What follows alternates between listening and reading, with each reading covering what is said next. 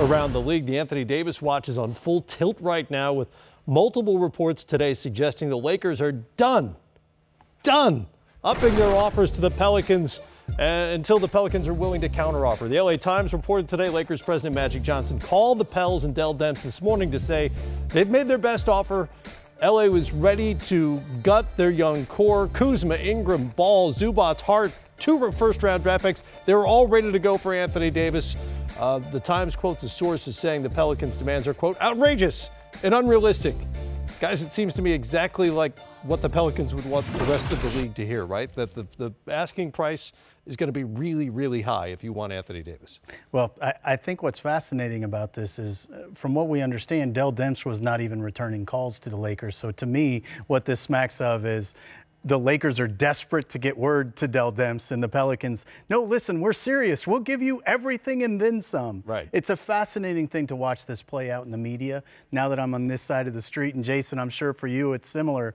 You watch these things play out, and you can almost predict the next thing that happens. I mean, it wasn't even 3 minutes after the tweet went out about the Lakers are out that we got the clarification of what out means. We're out until they call us. Right. Until we're back in. That's right. Griff, maybe the folks at home need to understand why the Lakers are trying so hard to get it done now, rather than say, okay, if you don't want to do it now, we'll do it later on. It's because other people can get involved later on, correct? Yeah, I mean, the competition goes up astronomically at the end of the season because there's so many teams then that will have cap space.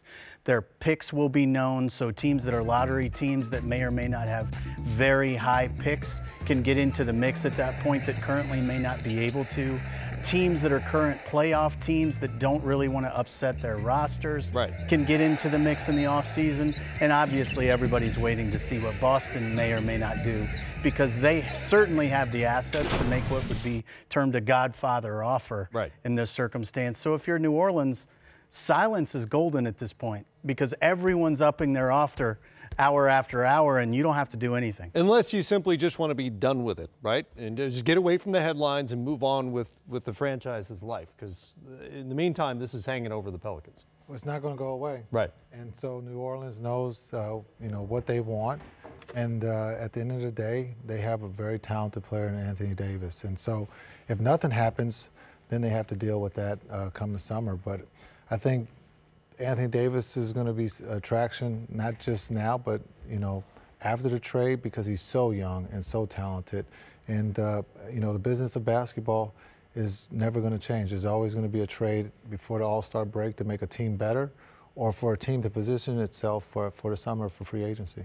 You've seen this scenario play out from a number of different vantage points, including as an All-Star player who was either about to be traded or just being traded. Take me into what's going on in the Davis camp right now as they kind of watch this develop. Well, for me, I was in this, in New Jersey at the All-Star break, at the All-Star game. Didn't know if I was going to be on the East or West because of the talks of being traded to Dallas. And so right now, just the unknown that you just want to, as a player, you just want to play.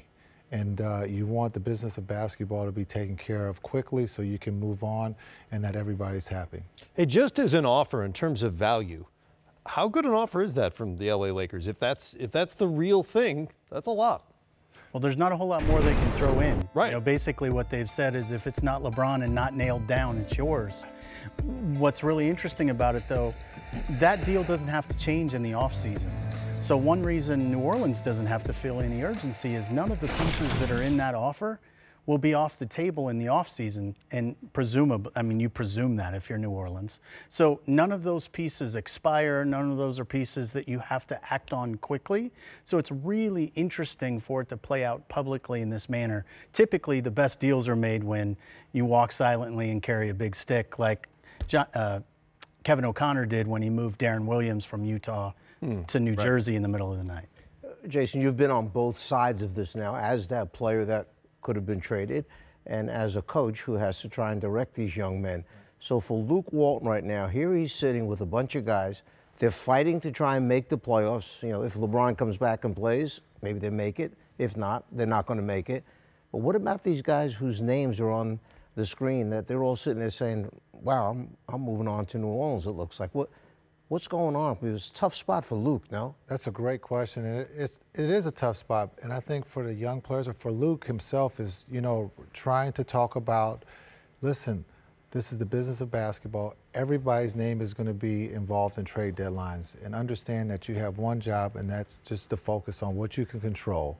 Be a pro, come out, represent the Lakers tonight in the next game until there's a deal done. Because most likely there could be no deal, and they have to move forward. And they are fighting for the playoffs, because every game counts before the All-Star break, and then they count even more after the All-Star break. So Luke is in a tough situation, but he's been there as a player and now as a coach with these young guys, and they trust Luke. So many of the players tell us they don't pay attention to what happens in the media anyway, right? I believe that, right? Of course, so this shouldn't bother them at all.